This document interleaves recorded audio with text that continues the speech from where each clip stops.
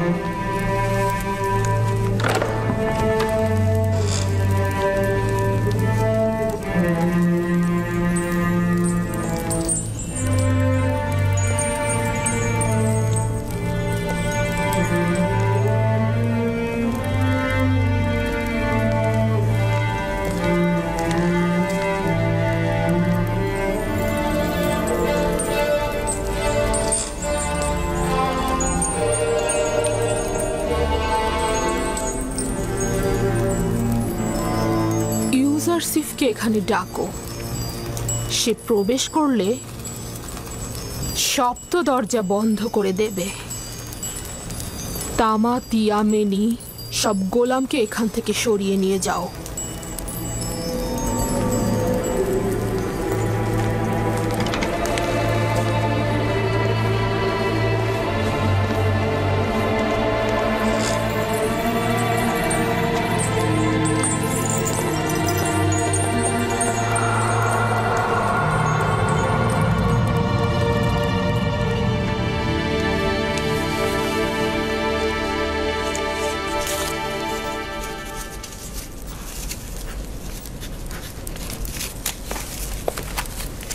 বানু জুলেখা আপনাকে তলব করেছেন।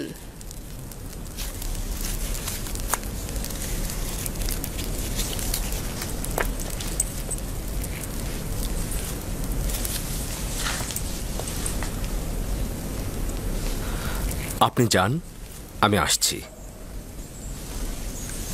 ঠিক আছে, তাহলে আমি সপ্ত দরজার নিকট অপেক্ষায় থাকলাম।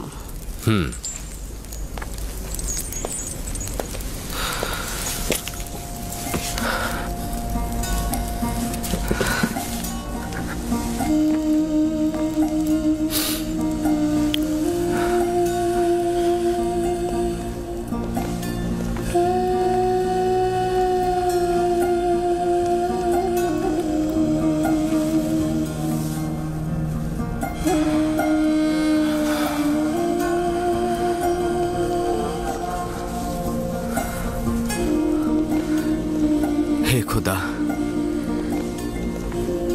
আমাকে একা ছেড়ে দিও না। তুমি ছাড়া আমার আর কেউ নেই।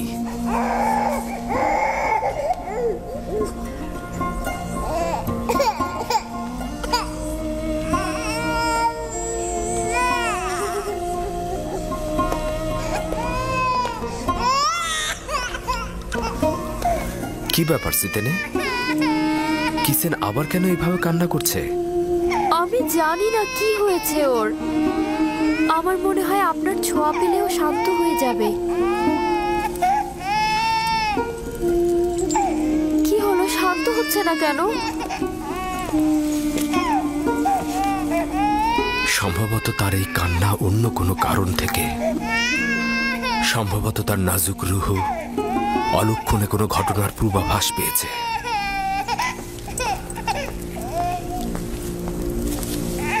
অলক্ষণে ঘটনা? কিসের ইঙ্গিত করে গেল? কিসেন কি তাহলে সেই কারণেই কান্না করে যাচ্ছে?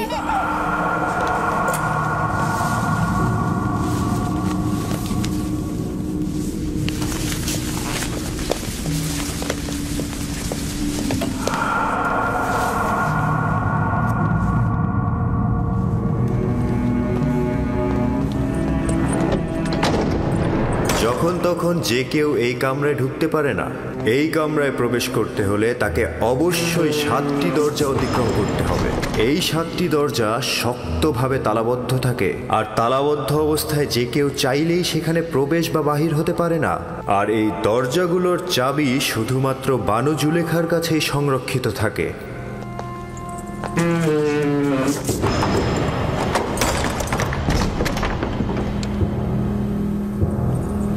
বানু জুলেখার আদেশ।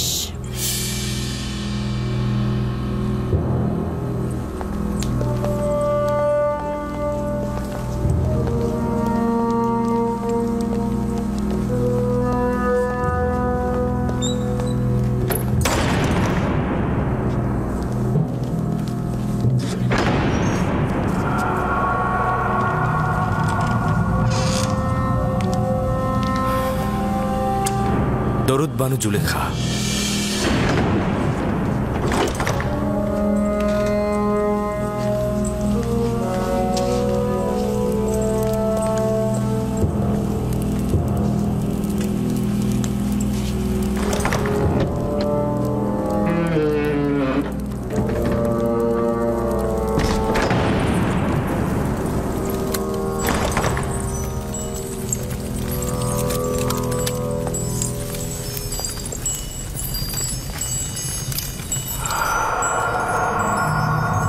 তুই অবগত রয়েছিস যে তুই আমার গোলাম?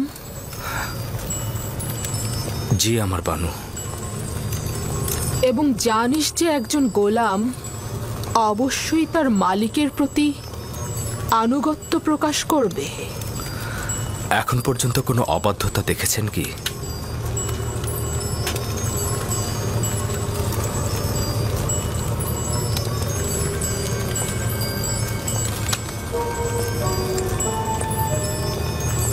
আজকেও তাহলে তুই আমার আনুগত্য পোষণ করবি?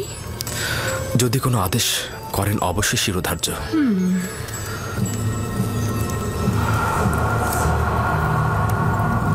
আজকে আমি নিজেকে তোর জন্য প্রস্তুত করেছি।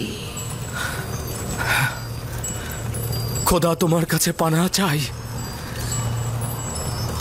আপনি আমার কাছে কি চাচ্ছেন?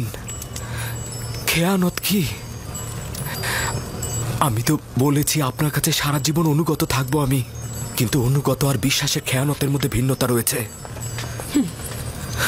আপনি আমার কাছে কি চাচ্ছেন? আমি তোর কাছে তোকে চাই। আপনার প্রতিদেবতার কাছে আমি বিশ্বস্ত। তিনি আমাকে মহব্বত করেন, তিনি আমাকে উন্নত স্থান দিয়েছেন। তার বিশ্বাসে খেয়ানত করব? আমাকে মহব্বত প্রকাশ করলে তাতে আমি তো খেয়ানতের কিছু দেখছি না। আমি আপনারও আপনার স্বামীর কাছে কৃতজ্ঞতা জ্ঞাপন করছি, কিন্তু তার মানে তো এই নয় আপনার মহব্বতের প্রতিদান দিতে গিয়ে আমি গুনার সাগরে ডুবে যাই। তুই আমার কাছে ঋণী। অবশ্যই তুই আমার মহব্বতের প্রতিদান দিবি, এবং একজন গোলাম হিসেবে তুই বাধ্য আমার আনুগত্য পোষণ করতে। যিনি আপনাদের দয়া আমার উপর বর্ষণে সাহায্য করেছেন তিনি হচ্ছেন আমার খোদা। সে কারণে আমি আপনাদের চাইতে বেশি এবং আপনাদের থেকে পূর্বে তার কাছে ঋণী। আমি নিজেকে ইজ্জতের তুঙ্গ থেকে তুচ্ছ অবস্থানে নিয়ে এসেছি যাতে তোকে হস্তগত করতে পারি। আমি অধিকার ছাড়বো না। আমি আমার ঈমান ও নিজস্ব চরিত্রকে সাময়িক কামনা বাসনার কাছে বিসর্জন করব না। আমি আর তুমি ছাড়া এই ঘটনা কেউ জানবে না। কিন্তু খোদাবন্দের নজর থেকে এটা আপনি কি করে গোপন করবেন? ও, তাহলে খোদাকে নিয়ে এত ভয়? আমিও তার কাছে লজ্জিত। এটা তো কোনো ব্যাপারই না। তোমার দৃষ্টি সহ্য করতে পারবো না। আমাকে ক্ষমা করো হে মহান আমুন। সে আর আমাদের গুনার সাক্ষী নয়। আমার ভয় মহাপরাক্রমশালী ও প্রখর দৃষ্টি সম্পন্ন খোদায়। ওই হাতে তৈরি আমুনকে ভয় পাওয়া তো অজ্ঞতা ও মূর্খতা ছাড়া আর কিছুই নয়। তুই আমাকে অজ্ঞ ও মূর্খ বললি? আমি তোর মতো শত লোককে পায়ের নিচে পদদলিত করতে পারি।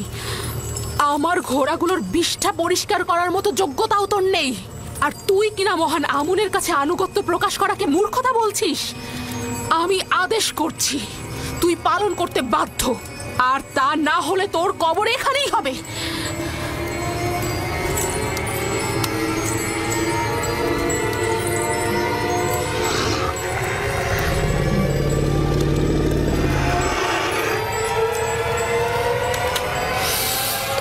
আপনার ফরমান তো আমি ততক্ষণই মানব যতক্ষণ আমার একাত্মবাদী খোদার ফরমানে কোনো ক্ষতি না হয়।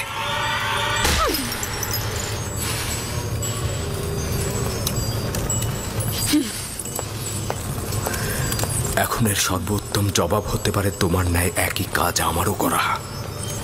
হে খোদা তাআলা, তুমি আমার একমাত্র সাহায্যকারী।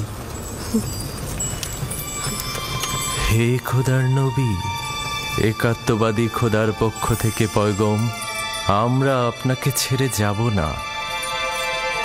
জুলেখার মোকাবেলা না করে নিজেকে সংযত রাখুন। সে শয়তান দ্বারা পরিচালিত হচ্ছে। যেহেতু ইউসুফ তার কামনার প্রতি আনুগত্য করছে না, তাই সে জবরদস্তির আশ্রয় নিয়েছে। সে ক্রমাগত কৌশল করে যাচ্ছে। এটা শয়তানেরই ফাঁদ। পেছনের দরজা দিয়ে প্রস্থান করুন।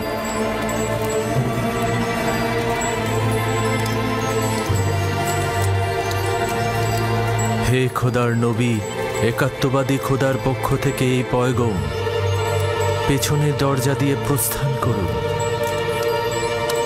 প্রস্থান করুন। পালাবার পথ নেই, তুমি বাধ্য আনুগত্য স্বীকার করতে।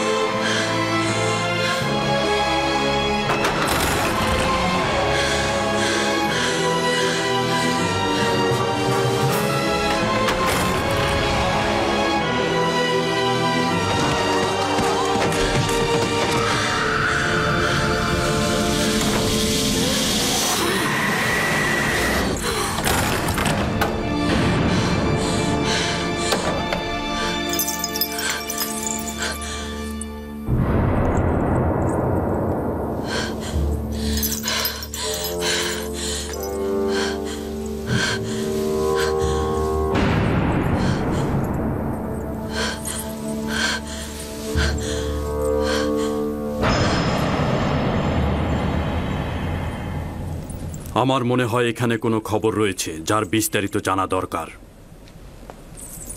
শুনতে চাচ্ছি, যে কেউ একজন কি বলবে? হায় আফসোস আমার, এই সকল মহব্বতের প্রতিদান দেখুন। দেখছেন তো আপনার সহধর্মিনীর সাথে সে কি আচরণ করেছে। এর শাস্তি কি? সে আপনার সহধর্মিনীর প্রতি কুদৃষ্টি পোষণ করেছে। তাকে কঠিন শাস্তি দিয়ে জেলখানায় নিক্ষেপ করুন। বানু জুলেখা মিথ্যা কথা বলছে জনাবে মালিক। আমি দেখেছি জনাবে আলী, ইউজারসিফ কৌশলে বানু জুলেখার কক্ষে প্রবেশ করছে। আলী জনাব, আমি এর বিপরীতে যে কোনো দলিলই নিয়ে আসি না কেন, সেটা আপনার কাছে গ্রহণযোগ্যতা কখনোই পাবে না। কারণ এতে বানু জুলেখার সম্মানহানি ঘটবে এবং আপনি তার পক্ষে রায় দেবেন। আর কারো সাহসও নেই সত্যটা বলার। আপনিও নিশ্চয়ই সেটাই চাইবেন। এর থেকে বেশি ক্রোধের সৃষ্টি করো না। আমি দলিল ও সাক্ষী দেখতে চাই। আমি আসল গুনাহগারকে ধরতে চাই। আমার না আছে গুনাহ না করার কোনো দলিল, আর না আছে কোনো সেবিকা যে আমার পক্ষে সাক্ষ্য দেবে। সুতরাং তুমি দণ্ডিত। এর শাস্তি অবশ্যই পাবে। আমি এর জন্য প্রস্তুত রয়েছি জনাবে মালিক। তবে হাকিকত হচ্ছে সে আমাকে তলব করেছে এবং মিলনের ইচ্ছা পোষণ করেছে। আর এটা প্রমাণ করতে আমার নিজস্ব খোদা ব্যতীত আর কোনো সাক্ষী নেই। তুমি জুলেখার নির্জনতার সুযোগে প্রবেশ করেছ। করিমামা সাক্ষী রয়েছে। সকলেই জানে বানু জুলেখা অপরাধী, কিন্তু তার বিরুদ্ধে সাক্ষ্য দেওয়ার সাহস নেই কার। তোমার সাক্ষীকে হাজির করো এবং সাক্ষ্য দিতে বলো। খোদা ব্যতীত আমার তো আর কোনো সাক্ষী নেই। যদি আমাকে একাকে ছেড়ে দেন তো আমাকে সর্বাপেক্ষা কঠিন পরিস্থিতির মধ্যে পড়তে হবে। আপনি কি চাইছেন, এই গোলামের কথা গ্রহণ করতে?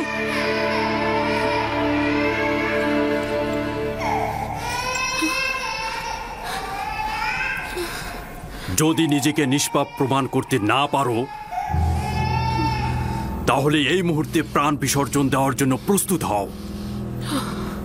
জনাবে আলী, আমি নিজে দেখেছি ইউজারসিফ রাজমহলের দিকে আসছিল। আসবার পথে সে বাচ্চাটির সঙ্গে খেলা করে এবং তারপর কৌশলে এই সপ্ত দরজা দিয়ে ঢুকে একটা একটা করে দরজা বন্ধ করছিল। আমি নিজের কক্ষে বিশ্রামরত অবস্থায় ছিলাম। তাকে নিজের শিয়রে দেখে চিৎকার করে সাহায্য চাইছিলাম, আর তখন সে পালাতে লাগলো। রুদামুনকে এখানে রাখো। ইউজারসিফের উচিত এখানেই শাস্তি পাওয়া।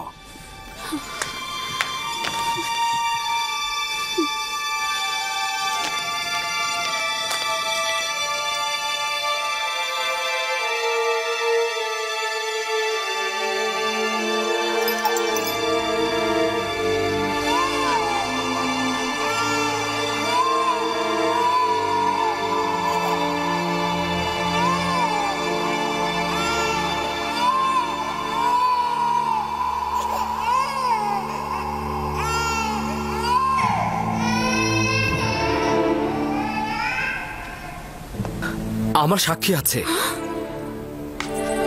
কে তোমার সাক্ষী? নিয়ে এসো তাকে। এই মুহূর্তে তাকে তলব করো। জি জনাবে মালিক, অবশ্যই আমি সাক্ষীকে হাজির করে সত্যটা প্রমাণ করে দেব। সে না আমাকে চেনে, আর বানু জুলেখাকেও চেনে না। সে না আমাকে সমর্থন করবে, আর এমনও নয় বানু জুলেখার সাথে তার কোনো দুশ্মনী রয়েছে। সে তোতা পাখির মতো সত্যটা বলে যাবে, আর এতে কার লাভ হচ্ছে আর কার ক্ষতি হচ্ছে সেটা সে বুঝবে না। সে কে? শাস্তি পাবার পূর্বেই তাকে এখানে তলব করো। আমার সাক্ষী সেই শিশুটি যার কান্না আপনি এখনো শুনতে পাচ্ছেন। তুমি কি আমার সাথে ঠাট্টা করছো? না জনাবে মালিক, আপনার কাছে আমি তাগাদ করছি, ওই শিশুটিকে দয়া করে এখানে নিয়ে আসুন, তাহলেই সত্য প্রমাণিত হয়ে যাবে। একজন নবজাতক সাক্ষী দেবে? সে তো এখনো কথা বলতেই শেখেনি। ঠিক আছে, বলুন তাকে নিয়ে আসতে।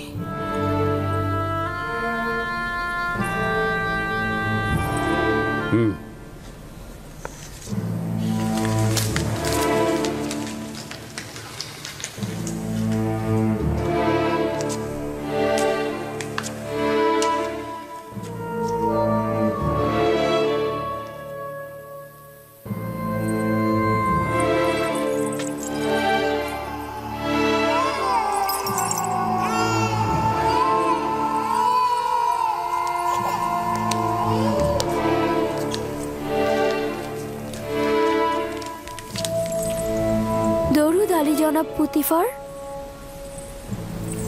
সে আমার ফুফাতো বোন সিতেনে এবং তার সন্তান কিসেন। বলো তাকে সাক্ষী দিতে। কিসেনের কথা বলো। যা তোমাকে খোদাতালা শিক্ষা দিয়েছে তা তুমি এখানে বলো।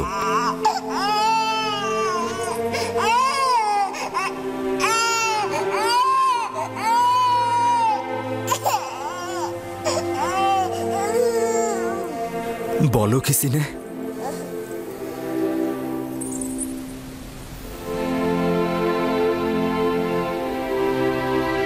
একাত্মবাদী খোদার ফরমানে তার একটি বাক্য বলবো। পিরান সামনের দিক থেকে ছেঁড়া থাকলে জুলেখা নিষ্পাপ, ইউসুফ গুনাহগার। আর যদি পিরান পেছনের দিক থেকে ছেঁড়া থাকে তবে জুলেখা পাপী, ইউসুফ নিষ্পাপ।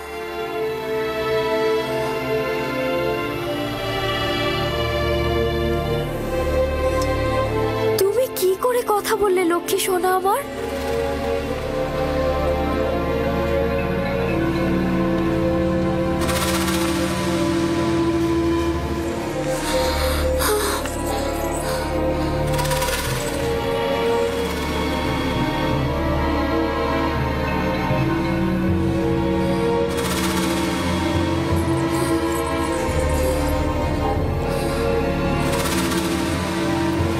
তুমি নিজের কান্না দ্বারা আমাকে ধোঁকা দিতে চেয়েছিলে।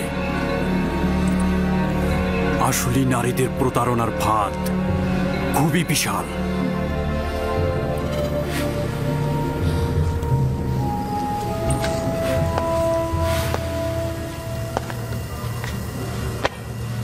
আমি যে অপবাদ তোমাকে দিয়েছি তার জন্য ক্ষমা চাচ্ছি। আশা করছি আমাকে আর জুলেখাকে ক্ষমা করবে এবং এই ঘটনা সব সময়ের জন্য গোপন রাখবে।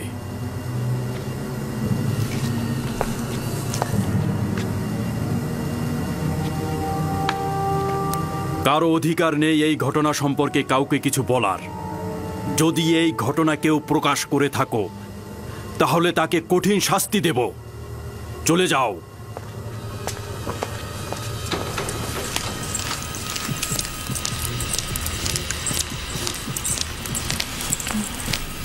কি ঘটলো আমি তো কিছুই বুঝলাম না।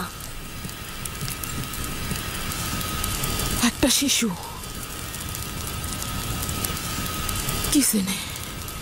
সিতেনের সন্তান, সে কথা বলেছে এবং সবকিছু প্রকাশ করেছে। একজন নবজাতক শিশু কি করে কথা বলতে পারে? কিন্তু সে তো বলল। কিন্তু কিন্তু এটা কি করে সম্ভব? আমি জানি না। ইউজারসিফ তাকে বলতে বলল এবং সে সব সত্যি সত্যি বলে দিল। অবাক করার বিষয় হলো শিশুটি একত্ববাদী খোদার নাম করে কথা বলা শুরু করে দিল। এটা জাদু। যদি বাচ্চাটি কথা বলেও থাকে তার জাদু ব্যতীত আর কিছু না। ইউজারসিফকে যা দেখছেন সে আসলে তা নয়, সে জাদুকর। সে বাচ্চাটাকেও জাদু করে ফেলেছে। আমার বিপক্ষে কারো সাক্ষী দেওয়ার সাহসী ছিল না, শুধুমাত্র এই শিশুটি। বানু, সে জাদুকর। সে জাদুকর এবং সে সবাইকে জাদু করে ফেলেছে। আমি বন্ধ করো কারি মামা।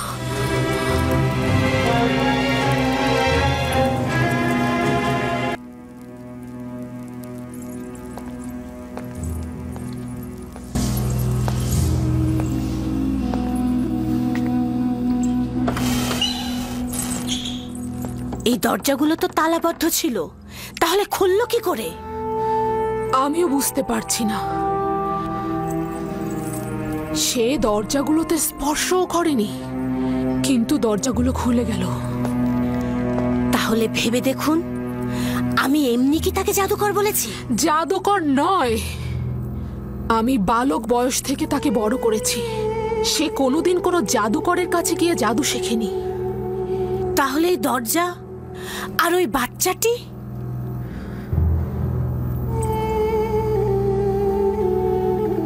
সত্যি তো। এই ইউজারসিফ কে?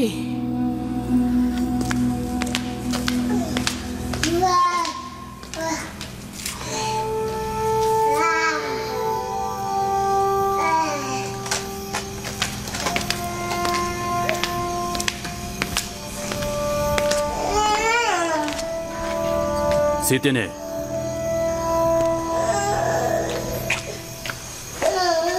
দরুদ আলী জনাব পুতিফার। তুমি কিভাবে কথা বললে? আমার তো বিশ্বাসই হচ্ছে না।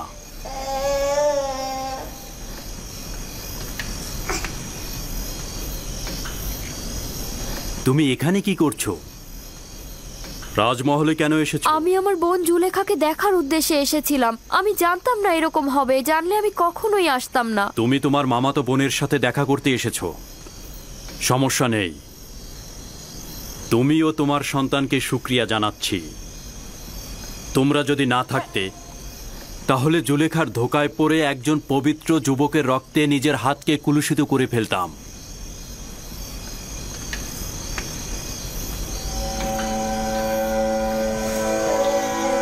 আমি তো বুঝতেই পারছি না তুমি কি করে কথা বললে। জানো না জুলেখার কি হাল হয়েছিল?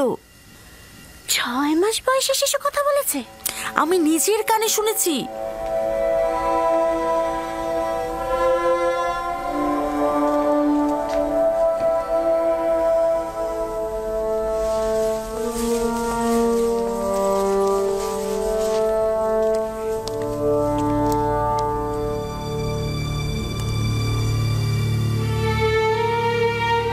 যদি এই খবর সর্বত্র ছড়িয়ে পড়ে তাহলে কি হবে?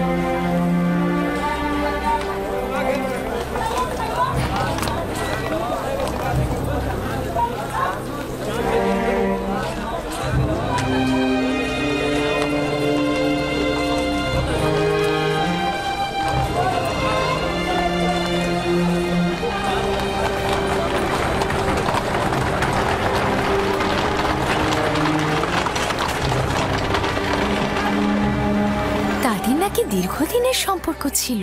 রাজমহলের ঘটনার সাক্ষী তো আমি নিজেই।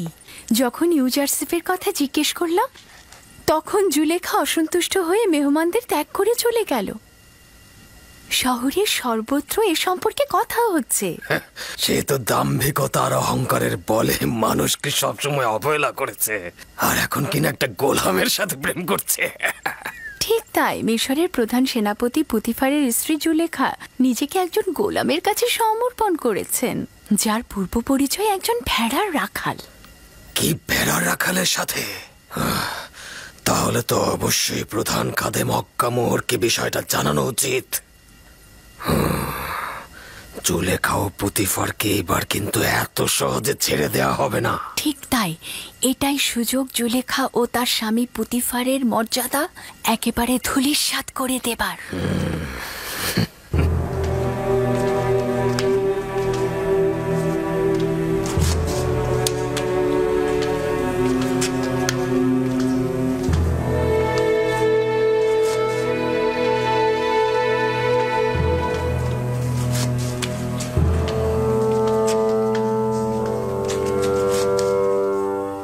তোমাকে বলেছিলাম আমি কিছু সময় একা থাকবো, চলে যাও এখান থেকে।